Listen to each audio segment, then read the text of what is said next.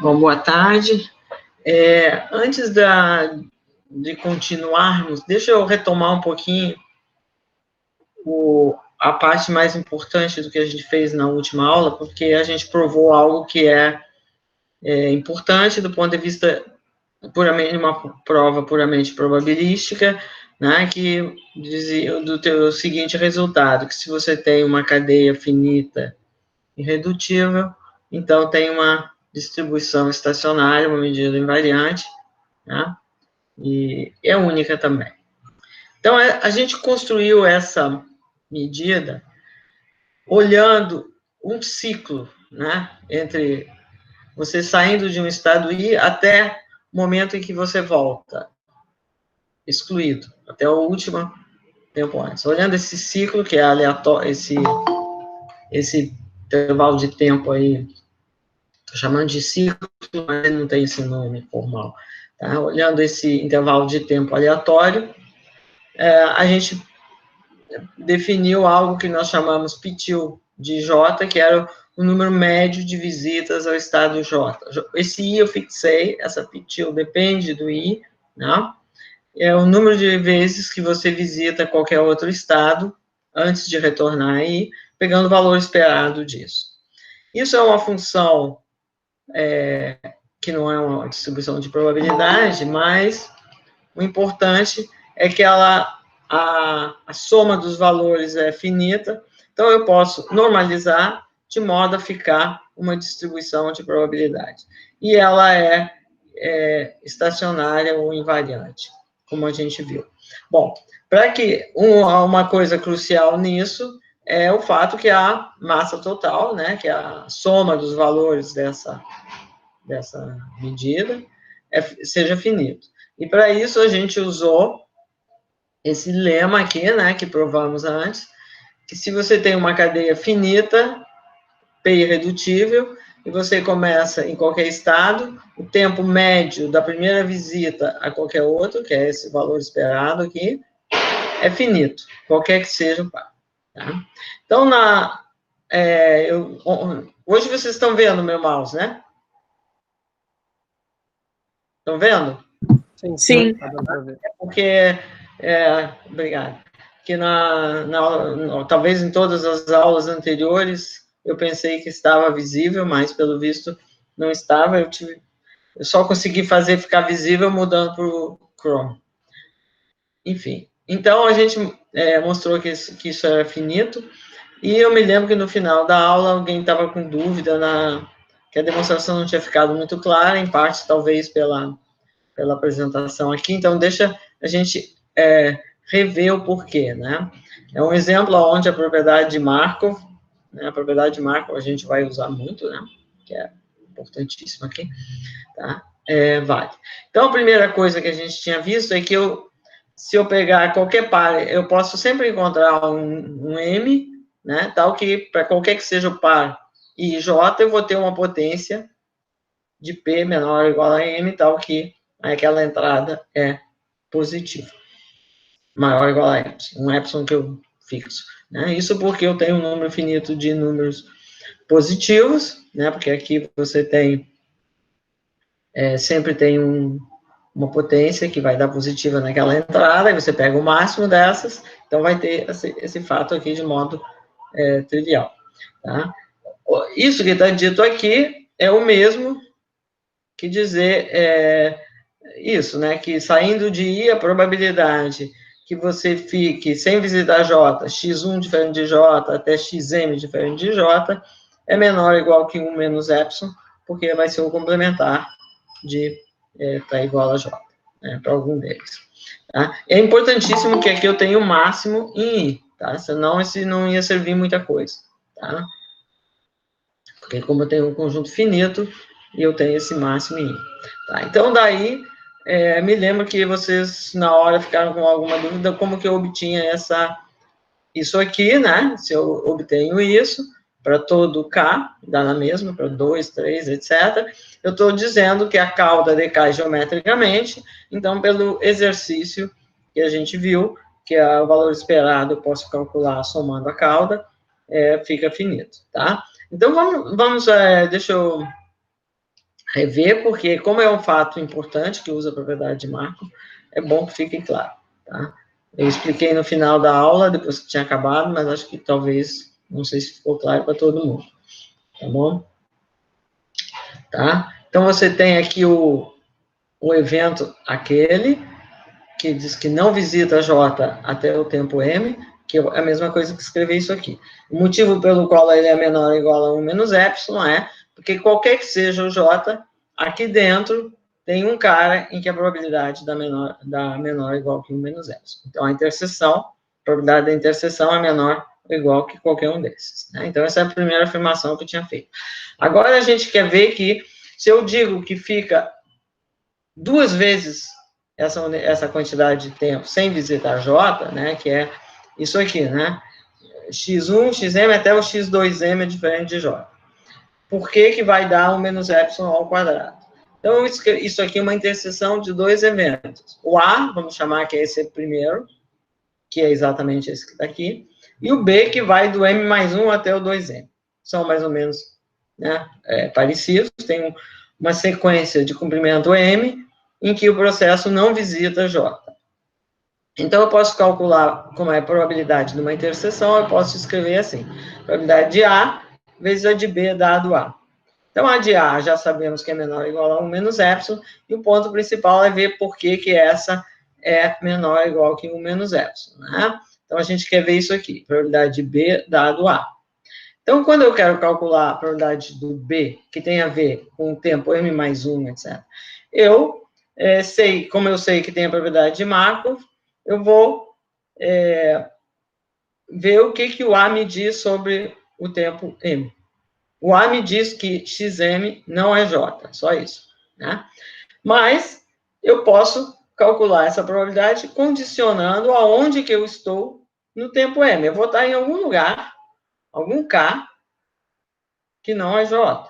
Mas esse fato de não ser J aqui não vai ser muito importante. Eu vou estar em algum K.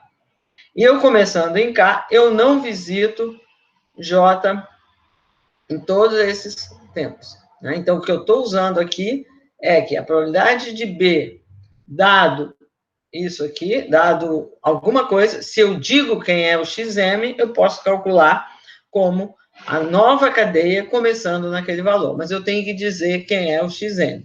Então, aqui eu estou dizendo que o XM é K e estou calculando isso e estou fazendo essa conta aqui. Então, o que eu estou usando é a propriedade de Markov. Quando eu estou olhando do tempo m mais 1 em diante, se eu sei aonde está no instante m, eu posso esquecer o passado. Como todas essas aqui são menores ou iguais que 1 menos epsilon, pelo fato que foi dito aqui em cima, por isso que eu digo que é muito importante que vale para todo i, não só para aquele. Então, isso aqui é uma soma que é menor ou igual a 1, isso aqui também fica menor ou igual a menos epsilon, e você fica com menos epsilon ao quadrado, e mesmo argumento te dá todas as potências. Opa, desculpa.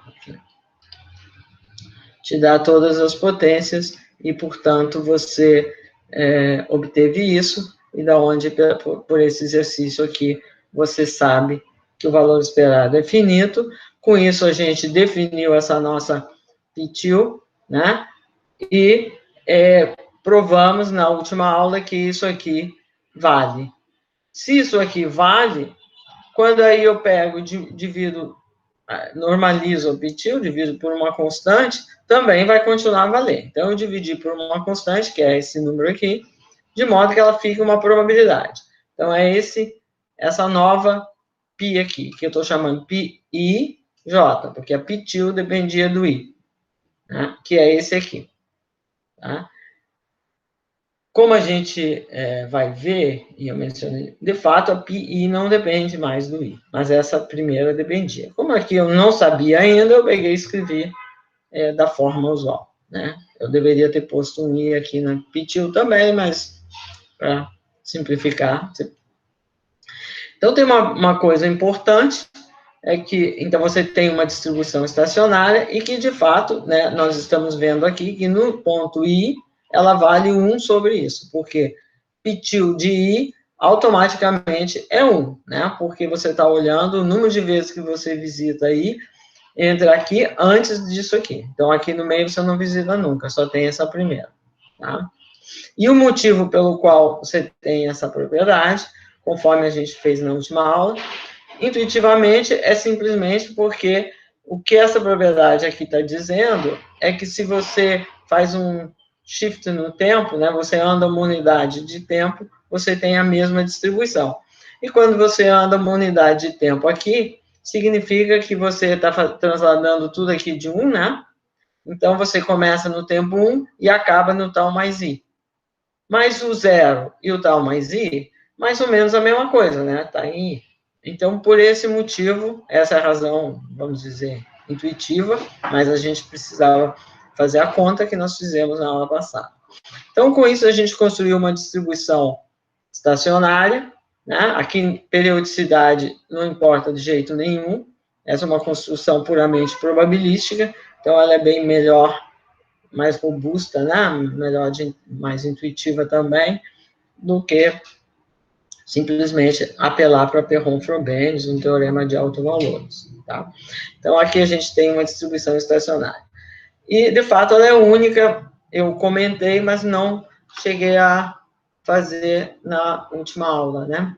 Então, talvez eu poderia gastar um tempinho aqui, voltando a ver a questão da unicidade. Tá bom? Ficou claro agora o motivo, a ideia importante, a condição importante para a construção do PTIL? Se não tiver ficado, avisem, tá bom? Então, isso aqui eu não vou rever essa prova que eu fiz na última aula, tá? Porque é desnecessário rever, é uma coisa bastante intuitiva, que ela era igual, mas eu fiz a conta com todo detalhe aqui, então não vou rever, porque acho que não era necessário, só se depois, no final, alguém precisar. Mas eu quero ver a questão da unicidade, tá? Que essa eu fui meio rápido, porque estava no final da aula, e a gente correu um pouquinho, talvez. Tá? Então, o teorema que a gente vai concluir é que se você tem um espaço de estados finito, P é a matriz de transição, a cadeia é irredutível, P é a matriz de transições irredutível, né? A definição a gente deu. Então, tem uma única distribuição de probabilidade estacionária. Uma única, às vezes eu digo distribuição estacionária, como alguém me chamou a atenção que no livro não sei, acho que do Lawler, ele chama probabilidade invariante. É a mesma coisa. Distribuição de probabilidade, sempre vou falar. Tá? Então, a gente já sabe que essa aqui é uma distribuição estacionária. Essa que nós construímos na aula passada. Então, está faltando a unicidade, né? Isso aqui é uma distribuição.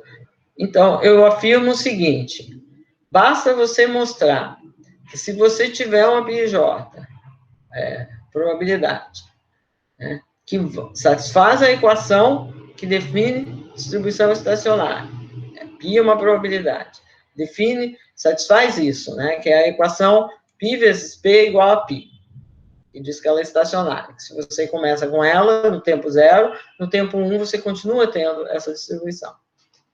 E eu vou mostrar que se satisfaz, então vai ter uma constante que ela é múltipla daquela PTIL que a gente definiu inicialmente. Aqui não importa está normalizada ou não, porque tem um múltiplo aqui.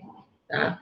Então, essa aqui é aquela função que a gente definiu, que no I ela vale 1, ela não está normalizada. A soma dos valores dessa aqui, em J, é o valor esperado do tal mais I, começando em I. Então, eu digo que basta você demonstrar que tem uma constante que isso aqui acontece para todo J. Por quê? Bom, você, com essas hipóteses, você determina essa constante. Tá? Por quê? Bom, você está dizendo que 1 é a soma dos πs, porque você está dizendo que π é uma probabilidade. E agora você está dizendo que π é C vezes π2 I de J. Então, eu escrevo, substituo, é isso aqui. Então, ficou C vezes a soma em J desse aqui, né? A soma desses é C vezes a soma desses outros. Agora, a soma desses outros você conhece, né? A gente, foi a que a gente definiu na última aula. É o valor esperado do tempo de retorno aí, tempo de primeira vez que você vai chegar aí. Tá? Então, você tem 1 é igual a C vezes isso, ou seja, C é 1 dividido por isso aqui. Então, com isso, você conclui que só tem uma, porque qualquer uma, você está vendo que ela vai ter que ser, se você provar a estrela, você conclui que só tem uma e que ela é dada por essa fórmula aqui, né? Vai ser essa fórmula, porque todas as pi I, que são obtidas da π2i, vão ser iguais. E vão ser, então, no I ela sempre valia isso, então você conclui daí, se você provar essa estrela, você conclui que só tem uma e que ela é dada assim, 1 sobre o tempo de retorno. Tá? O tempo médio de retorno. Valor esperado do tal mais I. Tá certo? Então, o que nós precisamos para ter uma demonstração rigorosa é mostrar que vale isso aqui. Tá? Então, eu vou fazer uma verificação disso aqui, que é puramente uma conta, é um truque, claro, mas é uma conta. Então, eu quero mostrar isso aqui. Esse é o meu objetivo. Mostrar que se satisfaz isso, então vale isso aqui. Então, eu vou fazer o seguinte brincadeira. Se você pensa um pouco, depois com calma, você relê as notas e pensa com calma, você vai entender que, de fato, não é um truque mesmo, é bem intuitivo, a partir da maneira como a gente definiu π2i, que é o retorno aí. Então, eu estou dizendo que vale essa equação, né? Isso aqui vale para todo o J. O J agora é qualquer um. Fixo o J e quero mostrar isso aqui. Então, eu fixo um J. J está fixo. Tá? E eu tenho isso aqui por hipótese. Essa soma eu posso separar em 2 pedaços. Tiro o termo que tem I e os outros. Certo? Uma soma eu posso fazer assim, porque I é um estado. Bom, aí você tem uma fórmula que relaciona PJ, PI vezes PIJ, mais termos que não contém I, né? Que não tem P de I, só tem P de K, K diferente de I.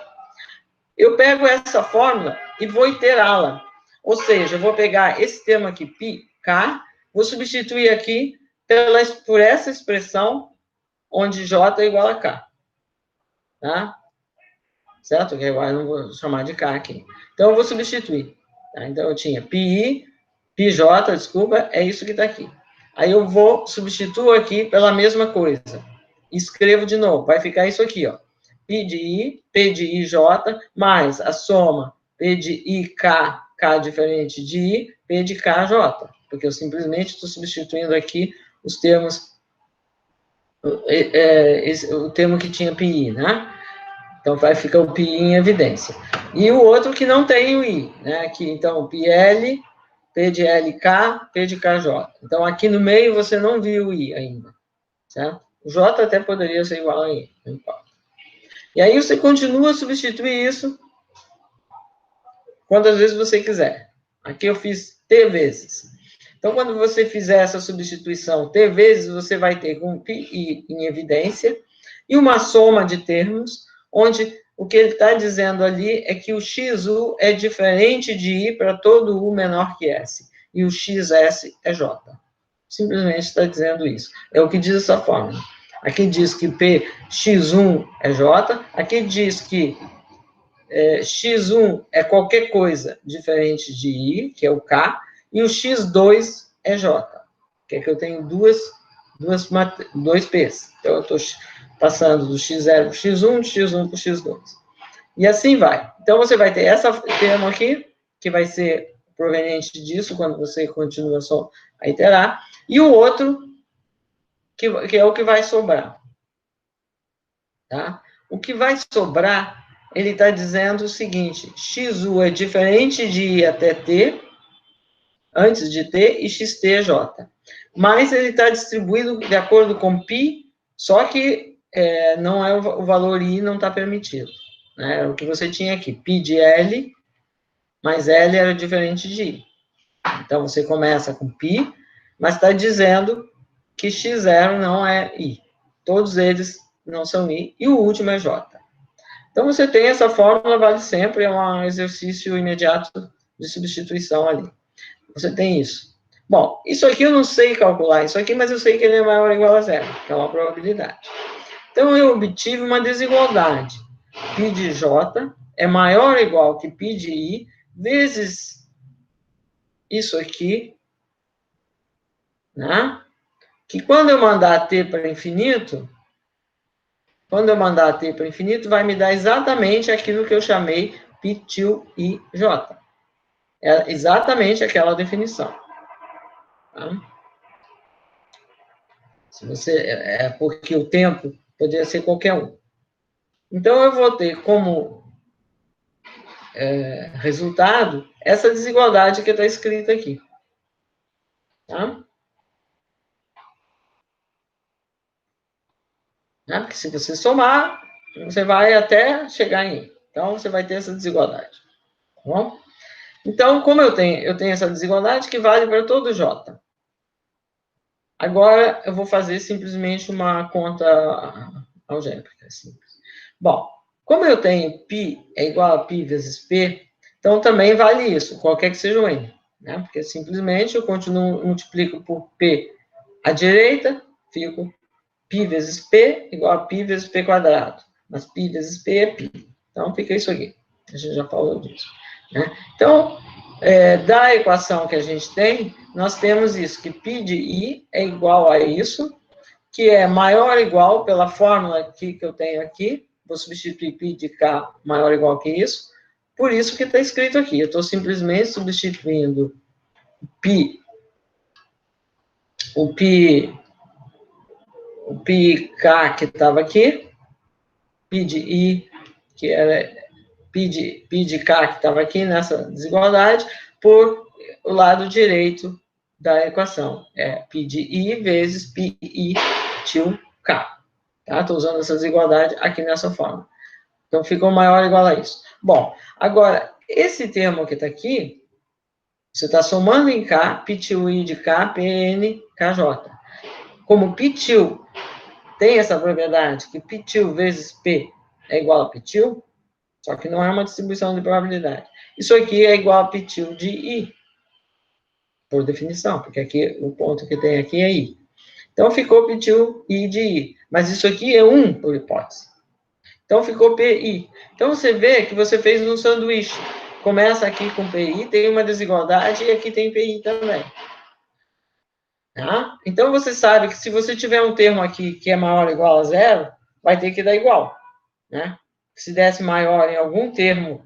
Claro, você pode ter termos aqui nessa série, nessa soma, que não contribuem, porque o P pode ser zero. Aí, você mudar o fator não altera nada. Mas, se você tiver um termo onde isso aqui é positivo, vão ter que ser iguais. Vai ter que ter igualdade. Né? Porque senão você teria um número que é maior ou igual, mas de fato tem uma parcela que é maior, então a soma teria que dar maior. Então, fazendo essa conta imediata, você conclui que o πk tem que ser igual a πi vezes π til IK. Para todo K, tal que isso aconteça. Né? Porque você, para concluir que tem que ser iguais, você tem que supor que esse termo aqui é positivo. Tá? Bom, mas agora, se você pegar qualquer K que você pegue, né? Lembra que o N aqui é qualquer coisa. Sempre vai ter um N tal que isso vai ser positivo, porque a cadeia é irredutível. Então, você concluiu que essa afirmação aqui, estrela que a gente tinha aqui, vale para todo mundo. Tá? Então, com isso, a gente dá uma prova da unicidade que também não envolve Perron-Frobenius. É uma prova, vamos dizer, simples, né? É algébrica, fazer a conta, mas ela tem uma motivação probabilística por trás, tá? Eu indiquei aqui uma outra prova que eu não vou fazer, não vou nem olhar agora, que é um argumento de álgebra linear. Então, se você quiser, você lê o que está aqui, mas eu não vou discutir agora, porque a gente já deu um argumento para a unicidade. Tá? Mais tarde eu vou, provavelmente, vou redigir e colocar notas de uma prova diferente que usa acoplamento e que vale também em situações mais gerais e que é importante pela ideia de acoplamento de dois processos, que é importante para as aplicações também. Mas, por enquanto, vou deixar para lá isso, porque não é o caso aqui. Tá? Então, nós concluímos a demonstração desse teorema aqui. Tá? Se você tem uma cadeia irredutível, finita, então tem uma única distribuição de probabilidade estacionária. Tá? E é importante essa distribuição no estado I, ela é dada por 1 sobre o valor esperado do tempo de retorno àquele estado quando você começa nele. Tá? Então, é um fato, é um fato básico, porém importante. Tá? Então, isso era mais ou menos ainda que tinha ficado da última aula. Eu não sei, caso vocês tenham alguma dúvida em relação a isso, se for muito urgente, a gente vê agora, senão a gente pode ver no final. O que eu vou discutir agora está muito ligado a essa ideia também do comportamento estatístico, né, da cadeia, que é um fato básico também. Então, eu continuo usando na mesma linha de argumento, tá? Pelo menos nessa primeira parte. Tá? Então, a conclusão que a gente teve, que a gente pode fazer do nosso trabalho da última aula e do que falamos agora, da unicidade, é que S é finito, P é irredutível, existe uma única distribuição estacionária, aqui estou chamando de P estrela, e ela é dada por isso aqui. Tá? Isso aqui, em geral, essa fórmula, ela é útil para você calcular isso aqui, não para calcular isso aqui, certo? Porque, tipicamente, você acha P estrela resolvendo a equação de alto vetor. Tá?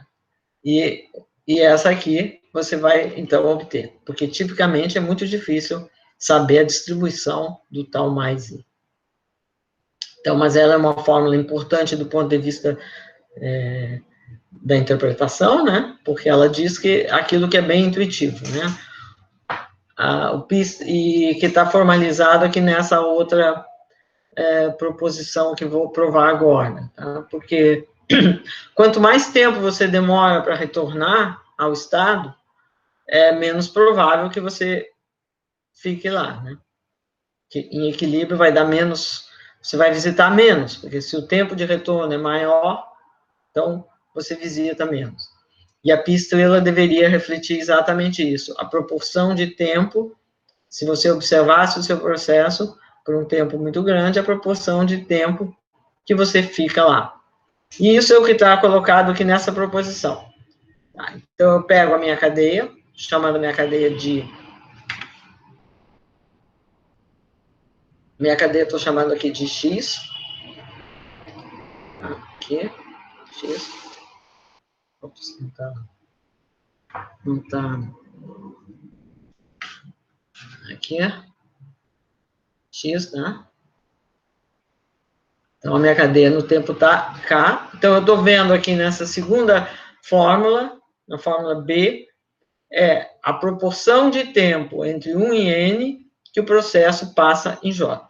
Né? Conto quanto tempo ele passou em J. Essa é a minha cadeia. Essa minha cadeia X, estou supondo que ela tem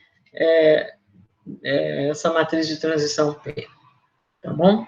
E o que essa proposição no item B, vamos focar no item B, está dizendo... Então, você tem aqui, tipo uma coisa como você encontra na lei dos grandes números, né? Você soma variáveis aleatórias, divide por N. Soma N variáveis e divide por N. Elas não são independentes aqui, porque a cadeia, não, o X1, X2, etc., não são independentes. De todo jeito, está dizendo que isso aqui converge a um valor que é o π estrela de J, como você esperaria, quase certamente, né? Que a proporção assintótica de tempo que você passa em J é π estrela J. E esse de cima, esse aqui, está dizendo que se você pega o valor esperado aqui embaixo, B, você tem isso que está em cima. Então, é uma consequência, o A é uma consequência imediata do B, porque você tem aqui essas variáveis que estão convergindo nesse número, e aqui você está pegando o valor esperado delas, também está convergindo nesse número. Como tudo é menor ou igual a 1, isso aqui é um fato imediato. A decorre imediatamente de B. O que a gente quer entender é B. Então, B me diz exatamente, se eu olhar uma média muito grande, eu vou ver π estrela. É claro que, tipicamente, você não olha a média, você olha alguns instantes, mas vamos discutir depois. A gente sabe que não basta olhar um xn, porque tem a tal da periodicidade que incomoda. Tá? Então, eu quero demonstrar essa proposição, porque ela é, do ponto de vista estatístico e probabilístico, importante para a cadeia. Tá? Bom, para demonstrar essa proposição, eu vou lançar a mão dos tempos de sucessivas visitas ao estado J. A primeira vez que eu visito o J, que a gente chamou de tal mais aqui, né? Tal mais, esse aqui. Primeira vez que eu visito o J. Que agora eu vou chamar de tal 1. Desculpa eu mudar de notação, mas é porque eu estou sempre acostumada com tal mais. Lá, quem fazia meio esquisito, botar 1, né?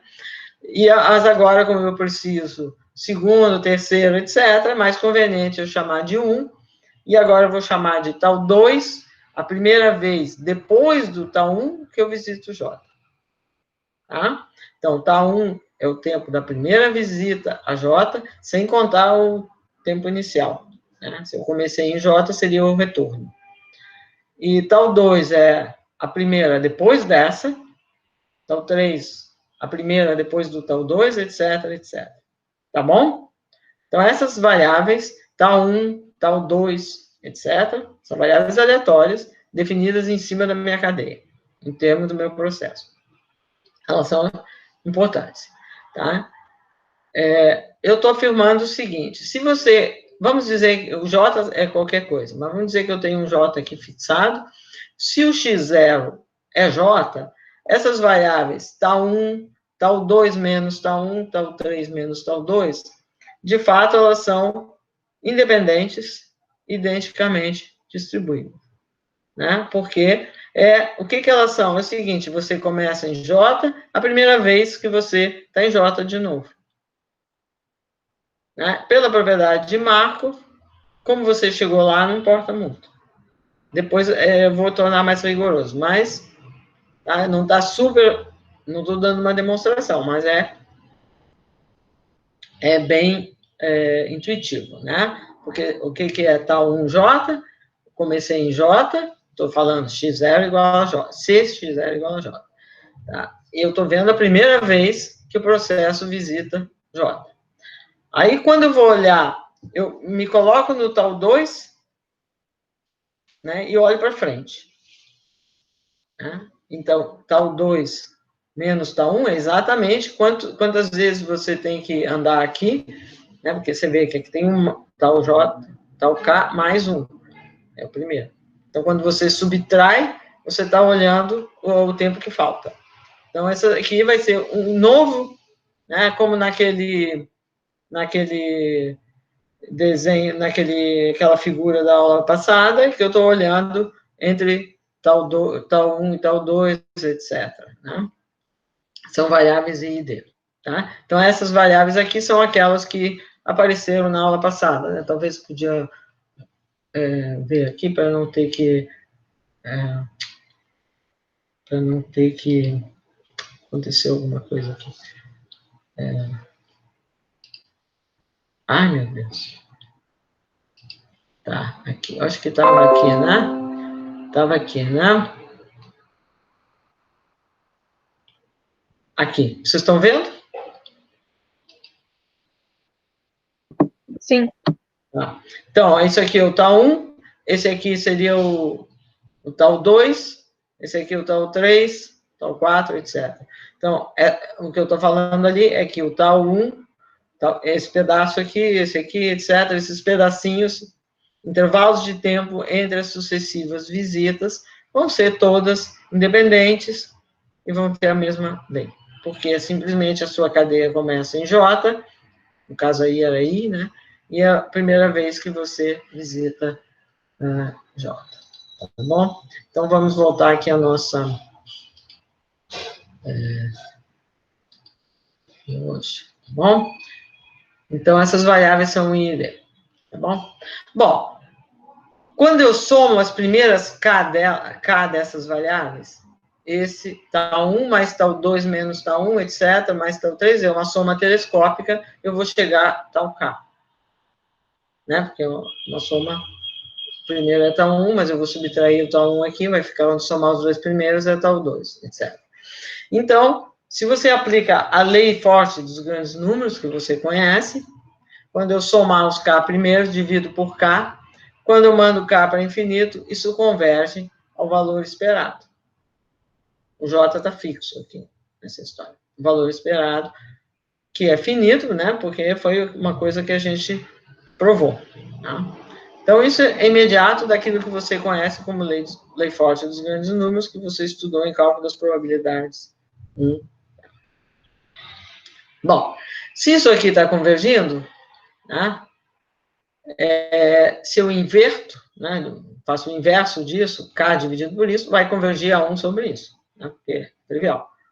Se uma sequência xn converge a 3, 1 sobre xn converge a 1/3. Né? Quase certamente.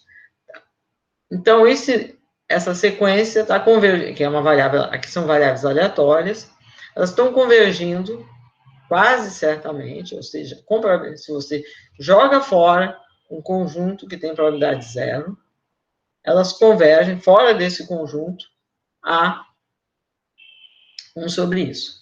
Tá? Bom, mas o que quer dizer isso aqui? Isso aqui nada mais é do que a proporção de visitas a J, o número de vezes que você visita J, quando você olha toda a sequência x1, x2, até o x tal k J. O x0 não está envolvido. Né? Certo? É exatamente isso, porque entre o x tal k mais 1 e o x tal k mais 1, esse aqui, menos 1, não tem visita J, por definição. Então, o número de vezes que você visita J até tal kj, por definição, é k. Tá? Então, isso que está aqui é a proporção de visitas a J, mas olhado apenas nesses instantes tal kj, que eram aqueles que estavam marcados no desenho que a gente, naquele gráfico que a gente acabou de ver. Tá? Bom, se eu estou um tempo entre, né, porque esses tal KJs, eles são uma sequência de tempos aleatórios, elas vão crescendo, né, sei lá, é aleatório, a distância entre um e outro, eu não sei o que é uma variável aleatória. Tá? Se eu olho um N entre esses dois, isso aqui não aumenta, fica parado, continua sendo K, né? Porque o processo só visita J nesses instantes tal KJ, para variar K. Então, aqui no meio, né, eu estou olhando eu estou olhando uma subsequência de tempos. A subsequência de tempos que eu estou olhando é aleatória. É tal K1, tal K2, desculpa, tal 1J, tal 2J, tal 3J, etc. Essa é a sequência que eu estou olhando, uma sequência aleatória de tempos. Entre dois desses tempos, eu não visito J, por definição. Então, quando eu olho essa soma que está aparecendo ali na minha proposição, ela fica parada, fica igual a K sobre N. Tá? Então, como consequência, né, isso aqui que valia como igualdade, quando você pegar um N aqui no meio, você tem uma desigualdade, né? Quando eu pegar N aqui no meio, eu vou ter menor ou igual do que K vezes isso. Por quê? Porque essa soma é K e o N é maior ou igual que tal KJ, então 1 sobre N é menor ou igual. Então, fica aqui. Do lado de cá, eu simplesmente uso que N é menor do que isso, então 1 sobre N é maior ou igual, maior de fato, fica essa outra desigualdade aqui. Tá bom? Eu simplesmente estou usando que isso que está aqui é igual a K, e aqui eu tenho 1 sobre N, e o N está aqui nesse intervalo, então 1 sobre N está entre 1 sobre tal K e aqui 1 sobre tal K mais 1. Bom, isso aqui, pela lei dos grandes números, a gente viu que converge a 1 sobre EJ de tal estrela J, que é aquilo que a gente chamou de π estrela J. Pelo lado de cá, a única chateação é que eu não tenho K mais 1 aqui, eu tenho K. Mas não faz muita diferença, né? Porque a gente sabe que K dividido por K mais 1, quando K vai para o infinito, converge a 1. Então, eu simplesmente reescrevo isso aqui como K mais 1 dividido por tal K mais 1, e ponho K dividido por K mais 1. Esse aqui converge a 1, e esse aqui é aquilo que a gente falou, ele converge a 1 sobre o valor esperado, que é o π estrela de J. Então, com isso, a gente provou isso aqui. Tá? Se eu observar a frequência de visitas a J até o tempo N, quando N vai para infinito, isso converge com probabilidade de 1 para o π estrela. Tá? Então, provamos o B, o A decorre imediatamente do B, tomando o valor esperado. Tá? Então, com isso, a gente provou essa proposição. Notem que ela diz algo bem mais fraco do que o Perron-Frobenius, né? Perron-Frobenius falava que com hipóteses muito mais fortes, não vou dizer muito, com hipóteses mais fortes, você tinha que PK de I e J convergia a π estrela. Aqui eu não estou dizendo que PK converge, porque não é verdade. A gente sabe que se você tiver um período, não é verdade que converge, a gente viu exemplos. Tá? Mas está dizendo algo bem mais fraco, é possível dizer algo melhor, mas é algo que é muito robusto, que não... Simplesmente o que a gente está usando aqui é que essas variáveis são independentes, identicamente distribuídas. Um fato que é bem intuitivo, mas que requer uma argumentação, e que vamos fazer essa argumentação na próxima aula, só para entender bem por que é verdade. Né? Intuitivamente, é a propriedade de Markov, que cada vez que eu vejo a primeira vez que eu estou em J, o processo para frente se comporta igual. Mas tem uma sutileza, tá? Então, a gente vai... Porque se eu disser, por exemplo, a última vez que eu visito J antes do tempo 50, quando o processo, eu olho esse instante e eu olho para frente, ele não é a mesma coisa do que o processo usual. Porque quando eu digo que ele é a última visita a J antes do tempo 50, eu estou dando uma informação sobre o futuro.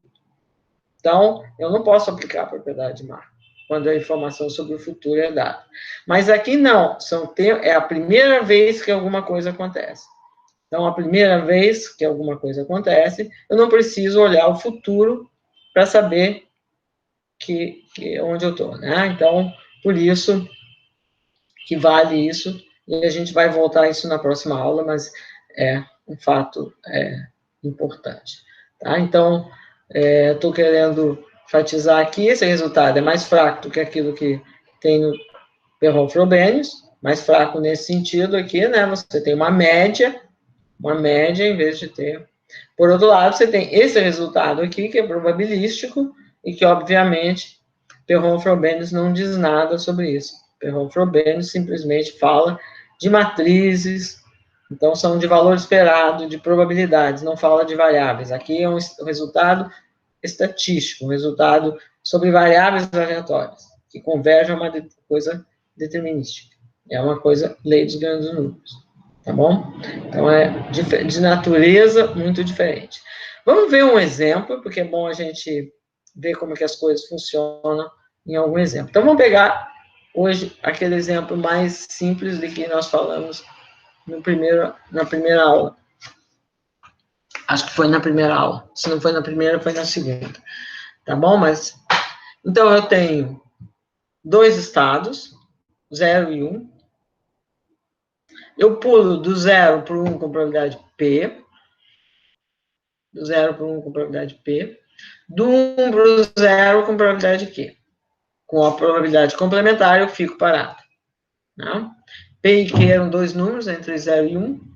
Não interessa muito quando forem zeros, eu vou assumir que a soma não é zero. Né? Que, se os dois forem zero, significa que eu fico parado sempre na identidade. Então, nada acontece. Começou, ficou parado lá, nada vai acontecer. P, identidade, significa que nada muda. Né? Xn é igual a x0 para todo n. Então, não tem muita graça. Né? Então, vou supor isso aqui. Tá? A gente viu que o caso P mais Q igual a 2, que é quando eu pulo sempre, então ele também tem uma chateação, porque tem a chateação de periodicidade.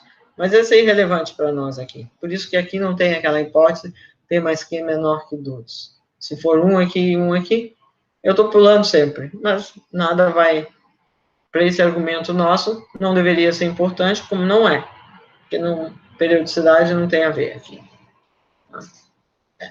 É uma cadeia sem graça, em que eu estou pulando do 0 para o 1, do 1 para o 0. Então, se eu comecei no 0, nos tempos pares eu vou estar em 0, nos tempos ímpares eu vou estar em 1. Não tem nada a fazer, não tem nenhuma probabilidade aí, sem graça. Mas não vamos nos preocupar com isso agora. Então, eu tenho essa minha matriz aqui, estou supondo isso, que 1 ou P ou Q não é 0. Bom, a gente calculou lá em alguma aula anterior quem era a distribuição estacionária, né? Uma matriz de 2 por 2, é muito simples resolver essa equação. O sisteminha, que de fato é uma única equação linear. Então, a gente viu que o π estrela de 0 é Q sobre P mais Q, e o π estrela de 1 é P sobre P mais Q. Essa conta a gente fez. Como fizemos essa conta, sabemos que o valor esperado do tal mais de 0 é 1 sobre isso aqui. Então, fica isso que está aqui. P mais Q dividido por Q. E o valor esperado de tal mais 1 é 1 sobre isso que está aqui. Então, fica isso. Então, a gente sabe esses valores esperados. Que são 1 mais alguma coisa. 1 mais alguma coisa. É sempre maior ou igual a 1, né? Porque essas variáveis, tal mais J, elas são maiores ou iguais a 1. Então, o valor esperado maior ou igual a 1. Tá bom? Então, isso aqui é só o exemplo do tipo da conta, do tipo de utilização. Em geral, você calcula π estrela e você obtém esses tempos médios pegando o inverso, não o contrário. Tá? Esse aqui é um dos poucos exemplos em que você pode calcular a distribuição do tal mais exatamente, mas não é o caso em geral. Tá? Então, o valor esperado a gente tem de graça da conta que fizemos lá na primeira ou segunda aula, não me lembro bem. Tá bom? Bom, o que eu quero mostrar aqui agora é que esse é um exemplo muito peculiar, muito simples, de modo que a gente pode, de fato, calcular a distribuição do tal mais 0, tal mais 1, explicitamente, que é muito simples. Tá? Então, é só para tipo de exercício. Mas por que é interessante a gente fazer essa conta? Porque você nota aqui que nesses valores esperados só aparece a razão entre P e Q. Né? Esse aqui é P sobre Q, esse aqui é o inverso mesmo. Não aparece, quer dizer, você pode mudar o P e mudar o Q, se a razão se mantém constante, esses valores se mantêm constantes. Tá? Mas esses valores de P e Q deveriam afetar a distribuição, embora não afetando o valor esperado. Isso é importante. Então, vamos fazer essa continha para a gente entender melhor. Tá? Então, o meu objetivo agora é fazer o seguinte exercício. Eu começo em zero, eu quero saber qual é a distribuição do tal mais de zero. Qual é a probabilidade que a primeira vez que eu visite o zero de novo seja no tempo K qualquer coisa. Então, para calcular a distribuição, eu posso calcular isso aqui, maior ou igual. A probabilidade de ser maior ou igual. Tanto faz, né? Eu quero calcular ser igual, mas se eu sei calcular de maior ou igual, também. Dá na mesma. Então, o que significa o evento tal mais zero maior ou igual a n? Significa que x1 é 1, x2 é 1, até o xn menos 1. Eles são 1. O xn pode ser 1 ou pode ser 0. E tal mais é maior ou igual a n. Significa que ele é maior do que n menos 1. Então, eu tenho n menos 1 aqui, uns. Comecei no zero, porque esse zero que está aqui é esse zero que está aqui. É a distribuição, é o estado inicial. Então, como é que você calcula essa probabilidade? Bom, eu comecei no zero, no tempo 1 eu estou em 1. Significa que o primeiro passo que eu fiz foi pular do zero para o 1. Então, essa probabilidade é P. E depois eu estou no 1 e não posso pular mais. Fico no 1, fico no 1, fico no 1, fico no 1. Então, 1 menos Q, n menos 2. Né? N menos 2, porque aqui eu tenho n menos 1. O primeiro foi obtido pulando do zero e os outros ficando parados. Então, esse é um exemplo onde você pode calcular a probabilidade de modo trivial, porque a cadeia é muito simples. Então, você tem aqui para n maior ou igual a 2. Né? Que a gente sabe que o tal mais zero não vai poder vai ser... bom, eu tenho... Se o n for 2, isso aqui vai dar P. Se o n for 3, vai dar P1 menos P, menos Q, etc. Tá? Então, com isso eu tenho a distribuição. Né? A soma desses números aqui, para n maior ou igual a 2, dá 1. Dá o valor esperado. Desculpa. Tá bom? Certo? Quando você pegar... Exatamente. Bom, você tem essa... Tal mais zero é uma variável maior ou igual a 1, e você está dizendo, calculando as probabilidades dela ser maior ou igual a n, com todos esses valores. Quando 1 é 1, então 1, aí você tem P, né? Então é 1, quando pegar n igual a 2, vai dar P, depois vai dar P1 menos P, menos Q, etc, etc. É trivial você verificar que quando você somar esses números, dá 1. Bom, agora eu quero calcular o valor esperado. Então, vamos lembrar o nosso exercício do outro dia. Posso calcular o valor esperado, somando essas probabilidades aqui com n maior ou igual a 1. Né? É o exercício que a gente colocou há uns dias na última aula. Então, o primeiro é 1, que é quando n é igual a 1, e os outros eu coloco essa fórmula aqui. Tá? Então, vou fazer a conta. 1 mais, bom, aqui é P, eu estou somando 1 menos Q elevado a K, e K é n menos 2 com n maior ou igual a 2. Significa que K é maior ou igual a 0. Bom, aqui é uma série geométrica, que você conhece. Somar, vai dar 1 sobre Q, então vai ficar 1 mais P sobre Q. Então, a gente calculou explicitamente o valor esperado. Já sabíamos que era isso, né? Fizemos uma conta só para fazer. A gente já sabia, né? Porque tínhamos calculado aqui.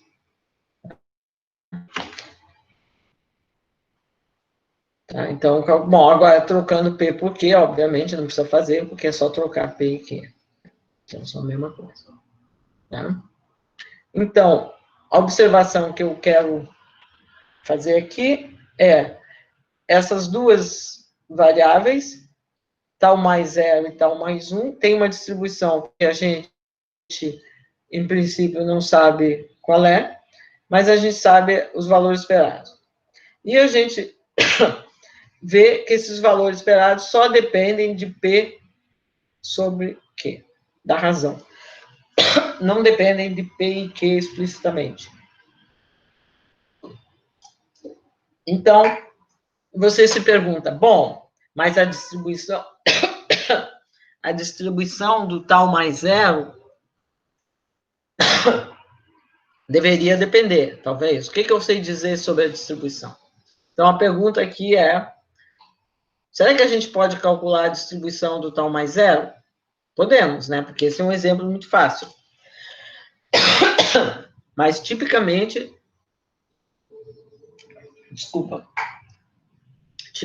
é meio chato, meio difícil de calcular. Poucos exemplos você pode calcular explicitamente. Aqui é um daqueles muito simples, então dá para calcular. Então, eu pergunto para vocês, qual é a distribuição do tal mais zero? A gente argumentou aqui, né? Então, com probabilidade 1 menos P, ela fica em zero. Quando ela ficar em zero, significa que tal mais zero é 1, né? Porque o primeiro n maior ou igual a 1, tal que xn é zero, é 1. Então, ela vai ser, com probabilidade 1 menos P, ela vai ser 1. Com probabilidade P, ela pulou para o 1. E uma vez que ela pular para o 1, ela vai ter que esperar até que o sorteio da Q moeda, porque quando você está no 1, você tem uma Q moeda, né? Com Q você decide pular, com menos Q você decide não pular. Então, se você tiver no 1, você tem que acionar a Q moeda, e você só vai voltar para o 0 quando a sua Q moeda der cara, der sucesso, né?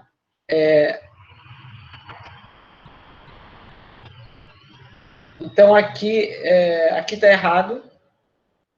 Eu deveria ter posto Q aqui. Botei P, mas é Q. Peraí, deixa eu ver com que caneta que eu tô.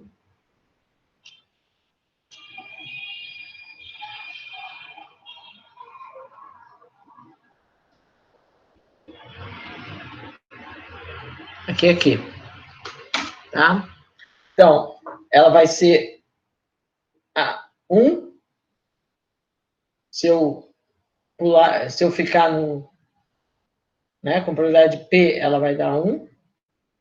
Com probabilidade P, desculpa, eu pulei, e aí eu tenho que esperar uma geométrica Q, que é até a moeda Q me dar sucesso, né? Que é essa conta que a gente fez aqui, essa conta que a gente fez aqui, tá? Então, a sua distribuição é uma mistura da concentrada no 1 com 1 mais a geométrica Q, tá? E essa mistura é dada assim, pelo P e 1 menos P, né?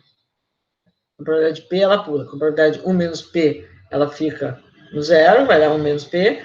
Depois, com probabilidade P, ela é uma mistura. 1 menos P vai ficar 1, P para geométrica. Só que a geométrica é Q, não P. Tá bom?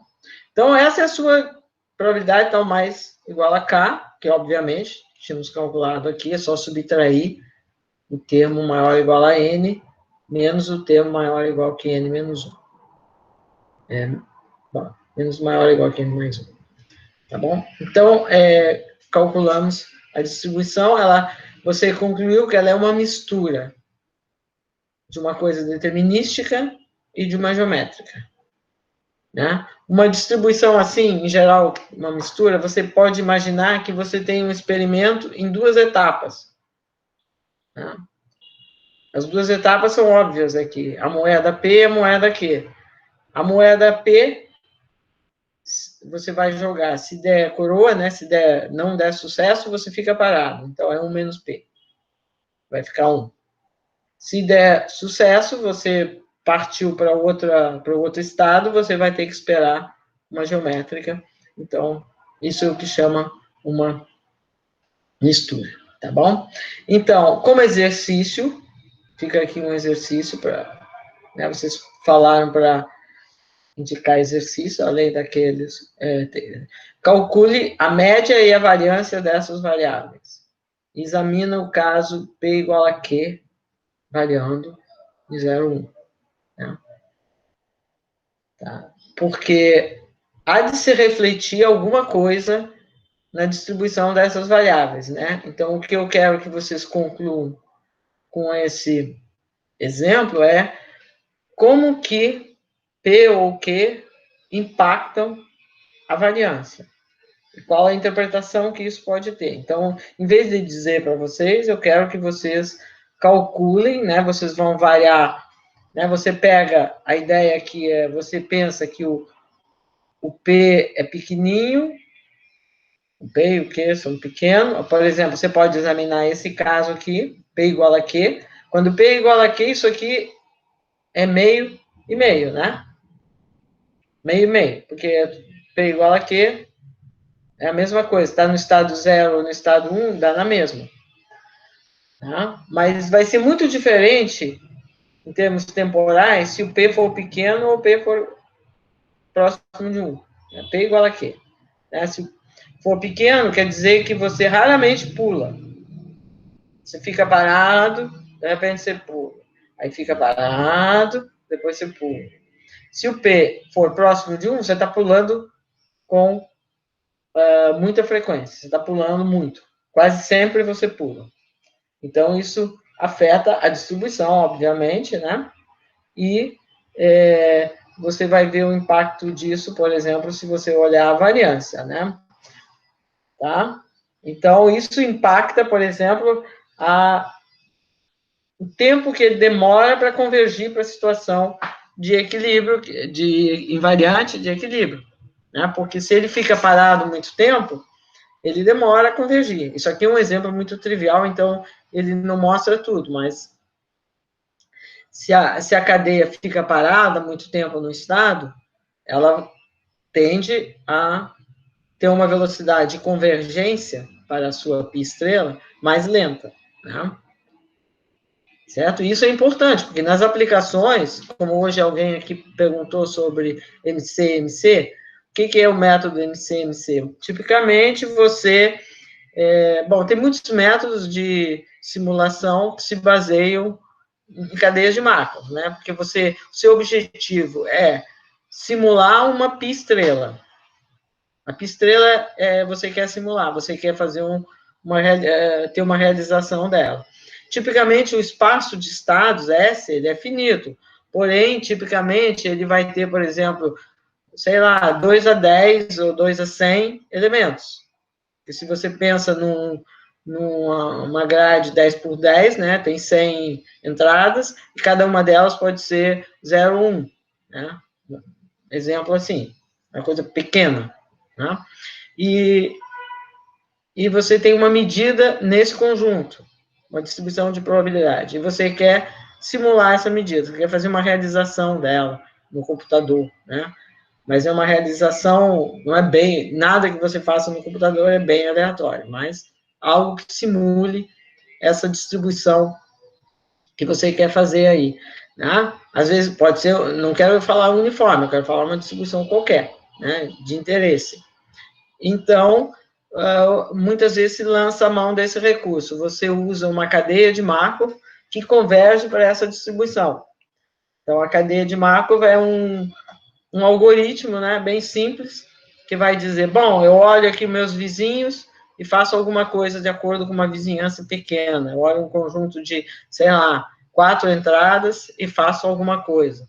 E vou fazendo isso, escolhendo aonde que eu vou operar, aonde que eu vou fazer. Né? Então, eu tenho uma cadeia de Markov nesse espaço de estados, tipicamente irredutível, esse negócio de periodicidade não importa, e eu quero saber, bom, aí eu deixo a minha cadeia correr, né, faço, simulando o meu algoritmo, aí quando que eu paro? Né? Você quer parar em algum momento, você vai parar depois de, sei lá, quantas iterações, né? Então, o que você isso depende exatamente da velocidade de convergência, com que a distribuição do processo converge à π estrela. Vamos imaginar o caso que você evita a periodicidade, né, só para dizer sem maiores dificuldades, mas não é nenhum problema, como a gente vai ver. Tá? Então, se você fizer esse exercício, você vai perceber a diferença. Qual o papel do P e do Q? Tá? Então, por exemplo, eu quero que você faça isso que está dito aí. Calcular a média e a variância, examinar o caso P igual a Q. Mas variando P e Q. Né? P igual a Q igual a epsilon, muito pequenininho, e P igual a Q igual a 1 menos epsilon, muito próximo de 1. Vão ter comportamentos muito diferentes. Exatamente. Isso vai se refletir não está óbvio por quê, mas se reflete como é razoável, né? Porque aqui você fica parado, fica parado, você pula, fica parado com probabilidade de 1 menos P, né?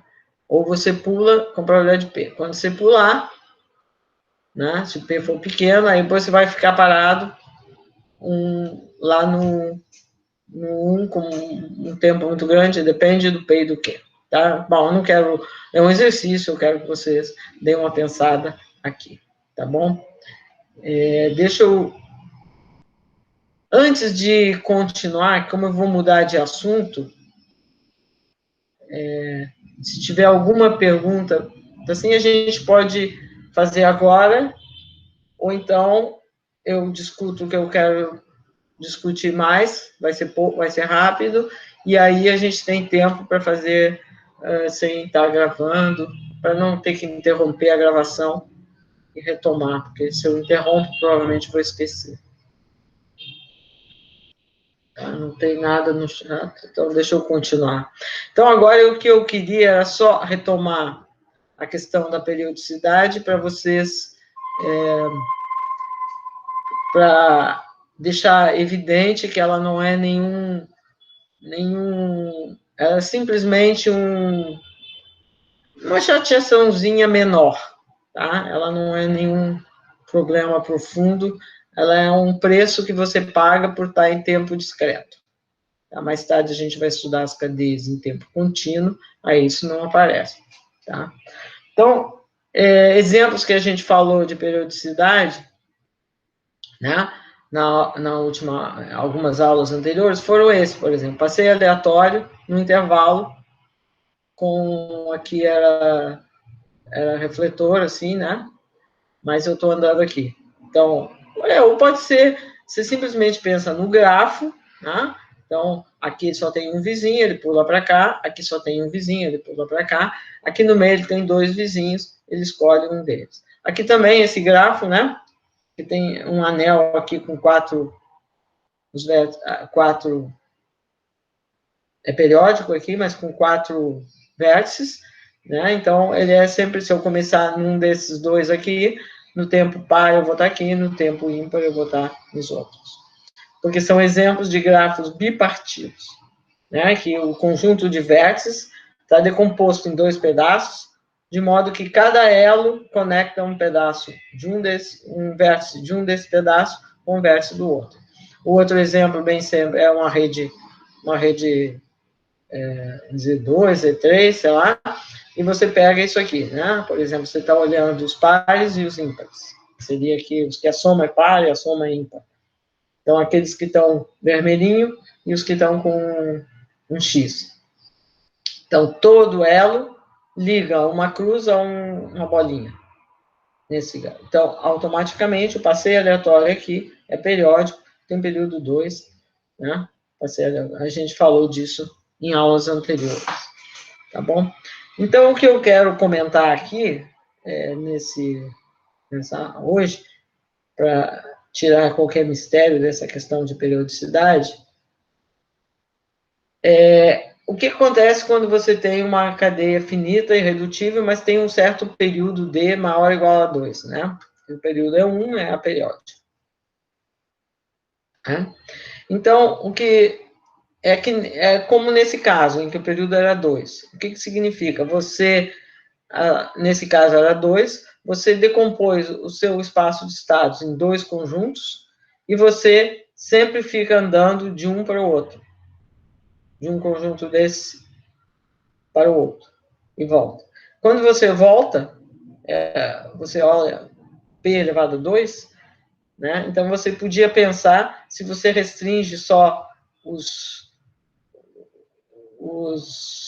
por exemplo, os ímpares ou os pares, e olha 2 unidades de tempo. Aí passa a ter uma cadeia que é a periódica, e pronto. E essas coisas falam tudo, né? Porque você fica andando de par para ímpar, de ímpar para par, você pode só olhar 2 unidades de tempo e você está de volta aonde você começou.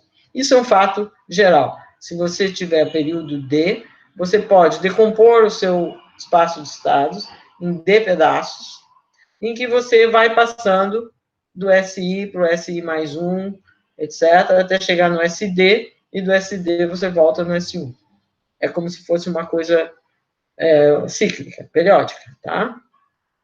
Isso é uma observação que a gente tem que fazer, mas o que ela diz é que, de fato, não é nenhum grande mistério, porque você leva de unidades de tempo para fazer para voltar, né?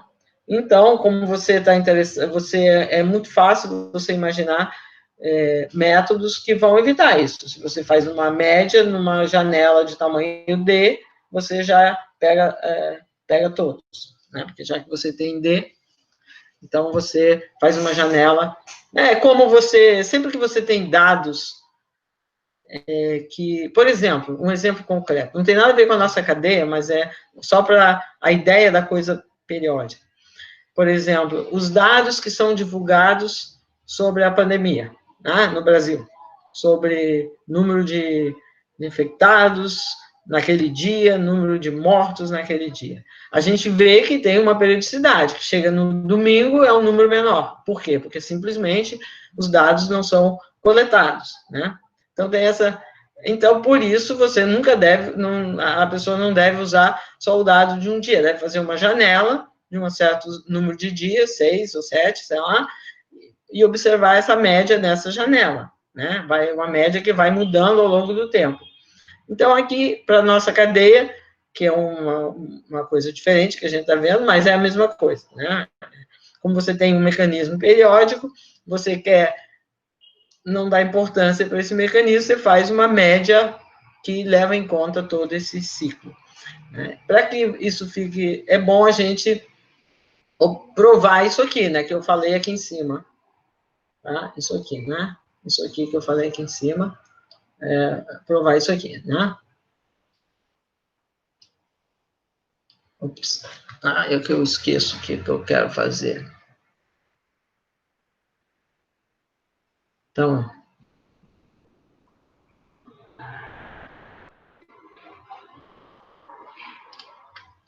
então eu quero só isso aqui, né?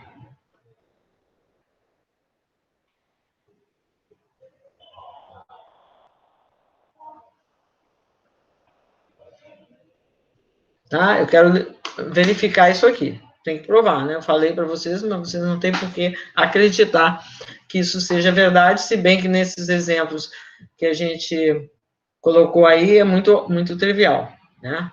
Em que você passa do par para o ímpar, do ímpar para o par, etc. Mas eu quero, um argumento geral. Então, é bom a gente ver, tá? Então, meu objetivo é mostrar que se você tem a cadeia com período D, você pode sempre decompor o seu espaço de estados, de forma que a sua cadeia vai se mexer ciclicamente nesses subconjuntos. Vai do S1 para o S2, etc., até chegar no SD, vai voltar para o S1. Da onde você começar, claro. Tá? Então, como que eu demonstro isso? Tá? Vamos fixar um I0 qualquer. Quem vai ser o I0 não importa. Mas ele vai dizer como que eu vou escolher quem é o S1, né? Porque não importa quem é 1, quem é S1, quem é S2. Né? Uma questão de nomes, qual é a minha origem. Tá? Então, eu vou fixar um estado aqui, I0, em S, tá? E vou fazer a seguinte coisa. Bom, vamos supor que eu tenha um J qualquer, em S, e que eu tenha M, tal, que eu posso ir de I0 para J em M passos. Então, isso é o que está dito aqui, né? PM, é o que está dito aqui, né? PM, eu posso ir em M passos. E o N é que eu posso voltar para I0 em N passos.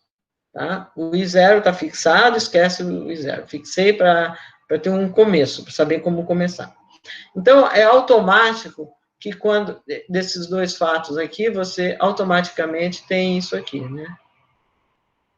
Você pode voltar em zero em M mais N passos, né? Porque você começou no I0,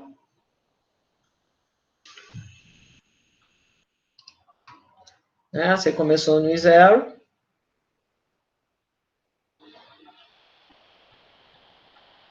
você foi para o J, em M passos, depois de N, você tem uma probabilidade positiva de voltar, né? Porque essa probabilidade é positiva, essa também, você aplica a propriedade de Markov, aquele desenho que a gente já fez muitas vezes, né? Você soma, você tem uma probabilidade positiva de, a probabilidade de voltar, né? Esse aqui é maior ou igual do que esse vezes esse. Você vai, depois você volta, tá? Que é a soma, isso aqui é o produto da matriz PM com a matriz PN, que significa somar esses pares para todo J. Em particular, você fixa um que você pegou aqui qualquer, esse J. Então, isso implica que M mais N é múltiplo de D, pois, afinal de contas, D é o período. Então, você só pode voltar ao estado nos múltiplos de D, que é essa definição de período, é o máximo divisor comum daqueles tempos em qual você pode voltar a um estado. Como ela é aperiódica, todos têm mesmo período. Certo?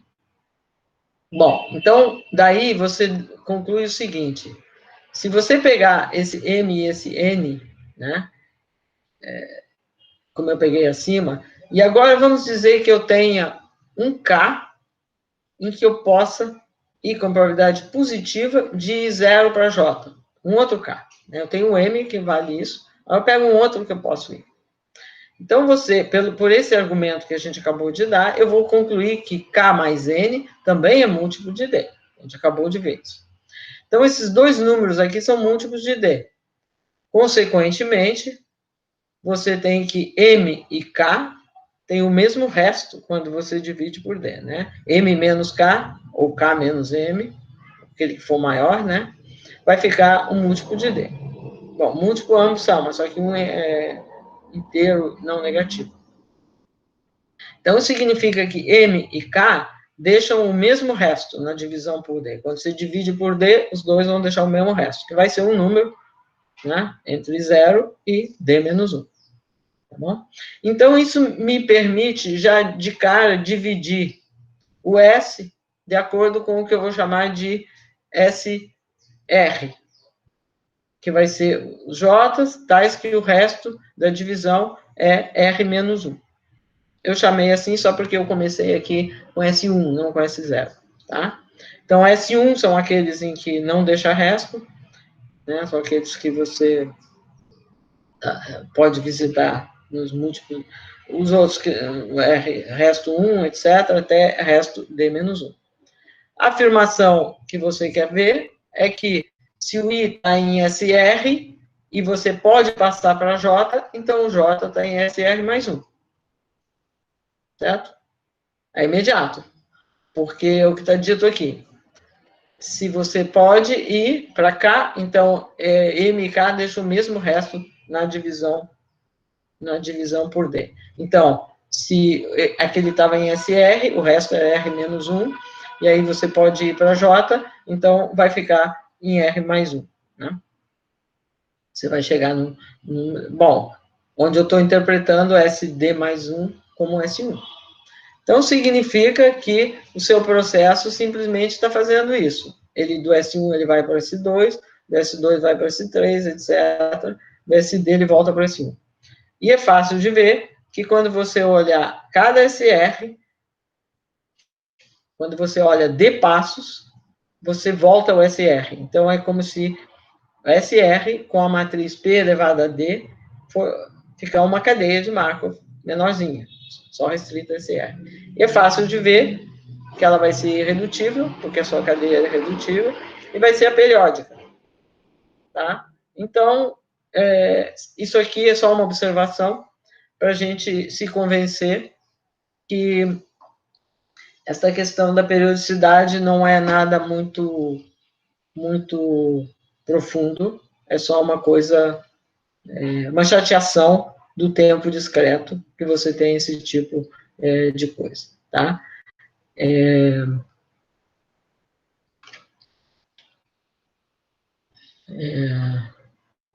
isso.